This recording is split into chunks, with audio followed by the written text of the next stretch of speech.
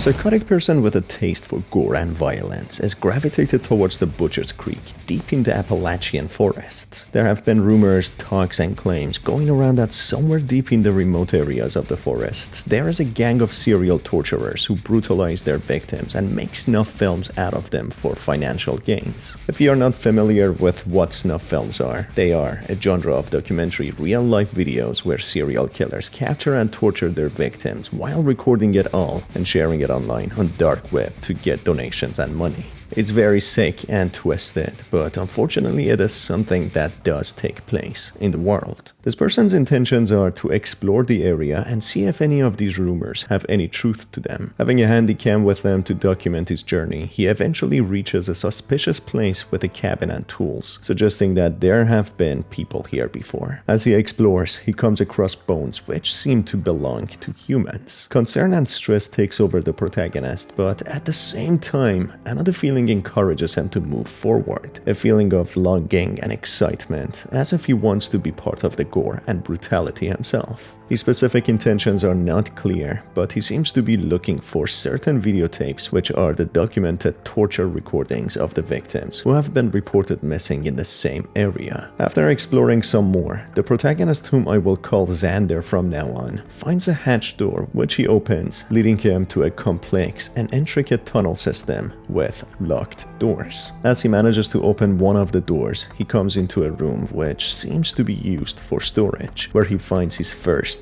videotape. As he collects it, the very first serial torturer sneaks behind Xander and attacks him, but Xander, having a tool in his hand, manages to beat the perpetrator to a pulp, taking his life. Filled with adrenaline yet fear, Xander is now convinced and has proof of the existence of this group of kidnapping and serial torturing gang who take their victims to this place where they film and torture them. Frantically trying to find a way out, he manages to get out of the tunnels, going back to the surface. Just then, he tries to come up with a plan to leave this terrifying place when he sees a newer building which is in a better condition and it's better maintained, where he thinks he could potentially find a working telephone which he could use to contact the authorities. He now has proof of the events going down in this place, having obtained videotapes. All he needs to do now is to provide them to the authorities and expose their location. As he continues on, the protagonist comes across a crime scene, a mattress soaked in blood with the murder weapon right next to it, a rusty box cutter. Strangely, the protagonist uses a camera to take a picture of the scene for his own personal collection, which he doesn't expand on much more to what sort of collection he has. Whether he is collecting it for his own sick and twisted cravings and urges, or if he has some sort of a documentary YouTube channel or podcast reporting on true crimes, it's not yet clear. Trying to find a way out, having enough of spending time here, already being too afraid, Xander enters a room filled with human remains and blood, with chairs and the camera on a tripod, clearly displaying it to have been used as a room for torturing the victims and making the snuff films. As soon as Xander enters, a swinging baseball bat hits him hard behind the head, rendering him unconscious. As Xander wakes up, it happens to be sometime later, having sustained some level of concussion. He finds himself inside a small cage, having all items of his clothing removed, waiting his turn to be used as a victim for another snuff film. The perpetrators seem to have big plans for Xander, wanting him to suffer as long as he can last. Conveniently for Xander, he has the plot armor and he finds a box cutter right next to him within his reach, with the cage's door being locked with rope.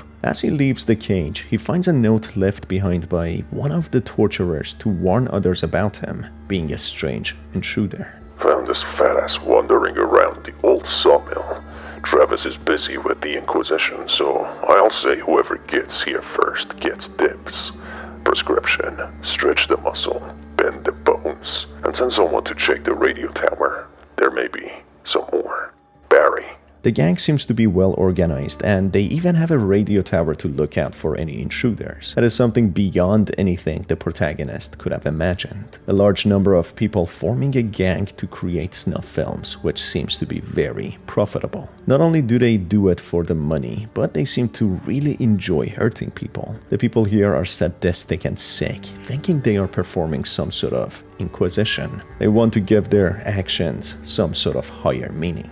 Xander, knowing what a mess he got himself in, carefully navigates through the cells as he is barefoot and could walk on broken glass. This is a truly horrific place with dungeon-like cells and human remains found everywhere. The gang seems to keep the place dirty, splashed with blood, just for the extra torment and fear factor. It seems as if each part of this place has been used to torture people and take their lives in such excruciating manners. Moving deeper down and finding more notes, the plot gets a little more complex to what the motive of this organization truly is in brutalizing so many victims. There seems to be a hierarchy, with the head honcho being known as the Watcher. The Watcher has recruited people into participating in such horrible acts, having certain rules and conditions. The people participating in the tortures must live and sleep in the tunnels, with many of them not being too keen on doing that. They communicate through discreet letters, planning to break the rules by going back to their homes. Another letter addressed to someone by the name of Isaac from Jack talks about some sort of faith or resolve, as if they are doing all these depraved acts of torture for some sort of deeper motive. This organization might not just be a group of deranged people who torture and kill people for the sake of money or sadistic urges, but maybe they are doing it for some sort of higher purpose and a delusional belief. Finding another letter after managing to open one of the main doors, it seems as if these people have been recruited by the organization after being observed for some time to ensure they are criminals and serial killers. So what this means is that the organization has handpicked serial killers through the nation to collect them all in this place where they commit their heinous acts of killing.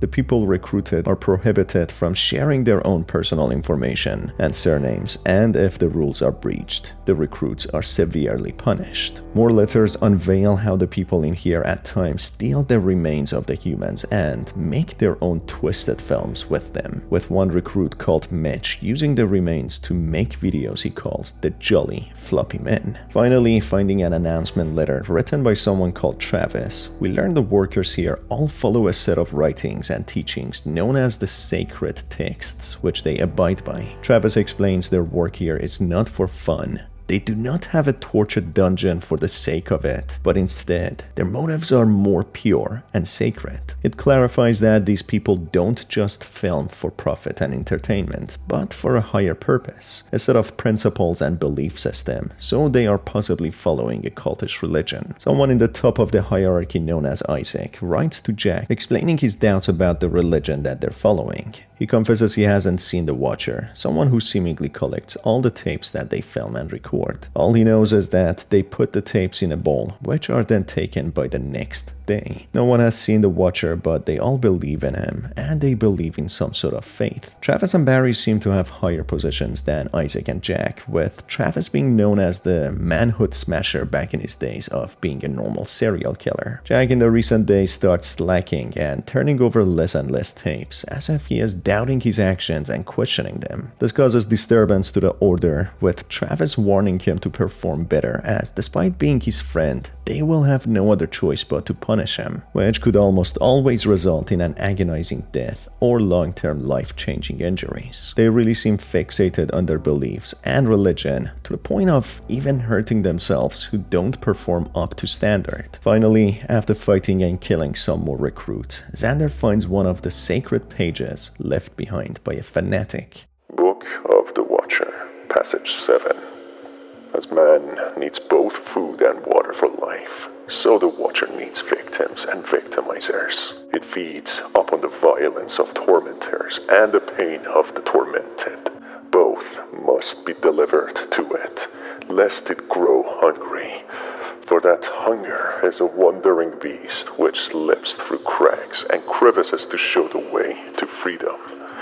Woe be unto those who toil beneath the sun, for it reveals the deeds of men.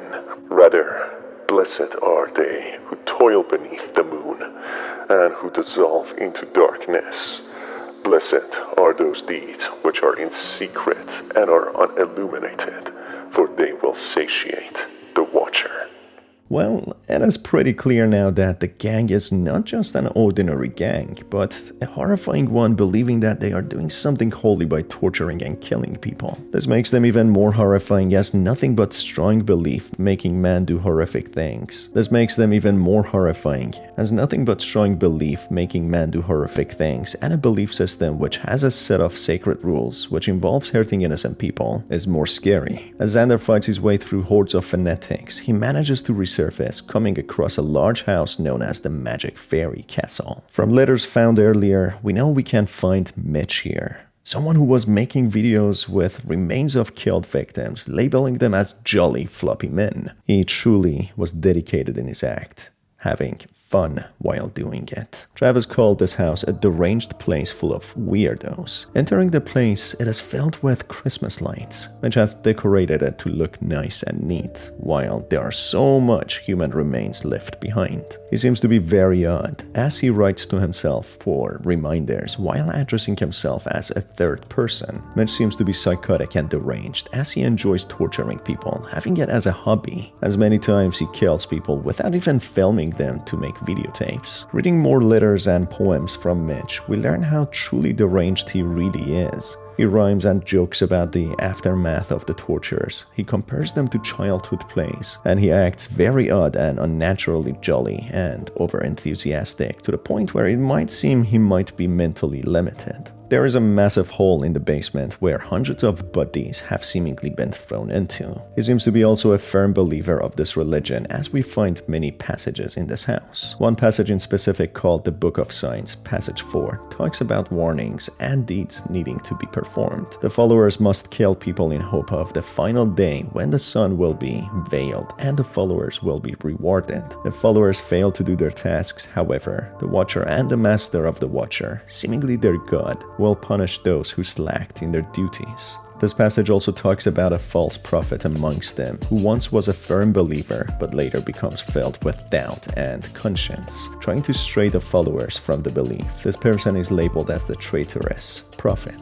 This person seems to fit the description of Jack, someone who started making less videos and voicing his doubts. As the protagonist moves on from the Magic Fairy Castle, he arrives at the Chapel of Exhibition, which has a stage for stripping. There we find a letter from Travis announcing to the recruits that Jack has been found to spreading blasphemy through writings, and because of that he will be punished and killed. So it turns out Jack in fact was the traitorous prophet written in the sacred texts. Looking at the stage, it was apparently used as a way to increase the depravity of the workers, as it's part of their rituals. Travis has the audacity to ask the employees to bring their own sisters, mothers, and even grandmothers to the stage, and that they must bring their own lunch. Talk about a greedy and cheap business. Eventually, the protagonist finds another sacred text known as the Book of the Apocalypse, passage 11, which talks about the end of the days. It explains when the sun is veiled and the traitorous prophet is cut and the toothed sawyer comes, who happens to fit the description of Xander. The day of apocalypse will come. This means the apocalypse is near, according to their sacred beliefs and texts. After some time, Xander finds the cage where Jack was held in and subsequently killed and tortured, with notes unveiling how he started doubting his actions and atoning for his crimes that he committed against the innocent people. Despite all that, Travis and Barry, the top of the hierarchy, told him through killing hundreds or thousands they in fact save billions of people, as otherwise the apocalypse will come and unleash the Watcher and the Master. As Xander, the Tooth Sower, pushes onwards, he manages to find a master key and get to the room where the Master is. That's when he comes across a monstrosity, revealing it to be real, a beast cast down on people to torment and kill them. As it attacks Xander, he seemingly